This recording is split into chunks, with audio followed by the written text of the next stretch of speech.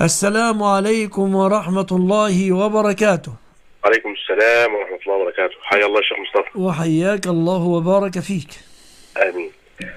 أخ يسأل بخصوص ما يسمى بأعياد الميلاد. لو إن هم مثلا هيحتفل بالولد قبل يوم مولده أو بعديه. لم يرد هذا عن رسول الله عليه السلام. وأقول لك شيئا يا أخي. تفضل. الله سبحانه وتعالى قال لنبيه محمد صلى الله عليه وسلم: كتاب أنزل إليك فلا يكن في صدرك حرج منه لتنذر به وذكر للمؤمنين.